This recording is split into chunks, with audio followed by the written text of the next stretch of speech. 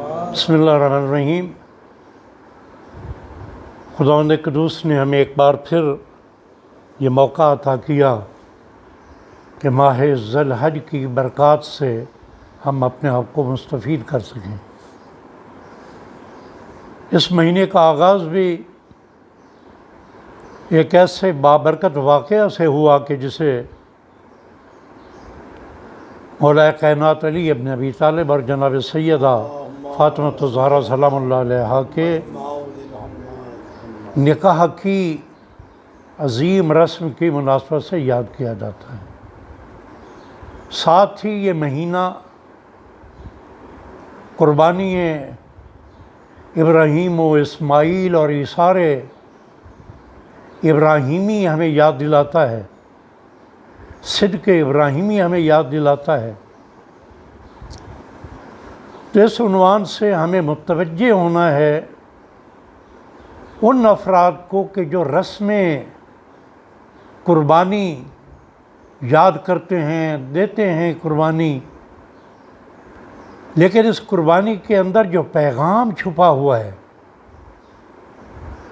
وہ ہے اطاعت الہی کا پیغام،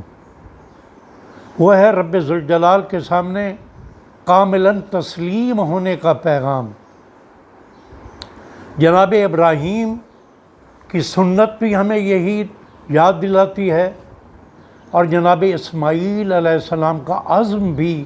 ہمیں یہی سبق دیتا ہے کہ اطاعت الہی کے مقابلے میں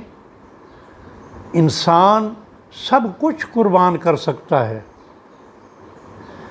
اور جب انسان کا یہ ارادہ یعنی ایثار کا ارادہ،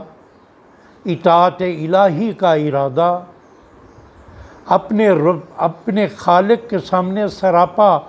تسلیم ہو جانے کا ارادہ جب حد اخلاص پہ پہنچے تو رب ذوالجلال اسے عظیم قربانی میں بدل دیتا ہے۔ لہذا یہ عید قربان جو جناب ابراہیم و اسماعیل کی قربانی اور عزم کی یاد ہمیں دلاتا ہے، اور پورے عالم اسلام میں اسے بڑے تزک و احتشام کے ساتھ اور بڑی وجاہت کے ساتھ اس کو منایا جاتا ہے، تو میں اس موقع پر یہی پیغام دوں گا کہ آئیے عید قربان مناتے ہوئے ہم اپنے نفس کی خواہشات کی قربانی اور اسے رضائے الہی پہ قربان کرنے کا بھی ہم عزم کریں۔ ہم رب ذوالجلال کی اطاعت کو ترجیح دیں اپنی خواہشات پہ۔ لہذا یہ عید سعید ہمیں یہ پیغام دیتی ہے کہ اپنے آپ کو ایسے مرصع کر لو اطاعت خداوندی کے جذبے سے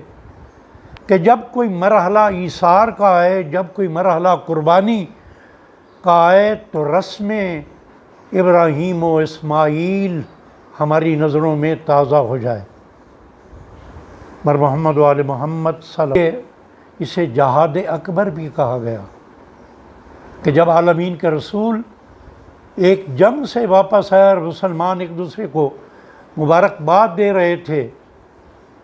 کہ ہم ایک جہاد سے فارغ ہو کر آ گئے، پر محمد و آل محمد صلی اللہ علیہ وسلم، رسول نے یہ ارشاد فرمایا کہ ہم ایک چھوٹے جہاد کو کر کے آئے ہیں، اب مرحلہ جہاد اکبر کا ہے۔ تو صحابہ نے پوچھا یا رسول اللہ، اللہ کے راستے میں جنگ لڑنے سے بڑا جہاد کون سا ہے؟ تو آپ نے فرمایا کہ سب سے بڑا جہاد یعنی جہاد اکبر اپنے نفس کے خلاف جنگ کرنا ہے۔ تو یہ قربانی اسماعیل و ابراہیم ہمیں یہی پیغام دیتی ہے کہ اطاعت الہی میں ہم نے اپنی ہر خواہش کو قربان کر دینا ہے، اور یہاں بھی امت اسلامیہ کو اس جانب بھی متوجہ ہونا ہے کہ رب ذوالجلال نے جناب اسماعیل کی قربانی کو قبول کرتے ہوئے اس کا فدیہ قرار دے دیا، اور بادی و نظر میں وہ ایک دمبے کا فدیہ نظر آتا ہے، لیکن خالق کائنات نے اسے ذبح عظیم کے بدلے کے لفظوں سے یاد کیا ہے۔ تو عالم انسانیت کو یہ سوچنا چاہیے کہ جناب اسماعیل جو جناب ابراہیم علیہ السلام کی چھری کے نیچے محفوظ رہے اور اس کو ذبح عظیم سے بدل دیا گیا،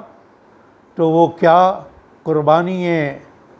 سید الشہداء نہیں ہے وہ ذبح عظیم، جسے خالق کائنات نے جناب اسماعیل کا فدیہ قرار دیا؟ لہٰذا جہاں ہمیں قربانی ابراہیم و اسماعیل درس دیتی ہے، وہاں ہمیں ذبح عظیم کا وہ عظیم واقعہ جو واقعہ کربلا کی صورت میں ہے اور اثار کربلا کی صورت میں ہے اور سید الشہداء کی پر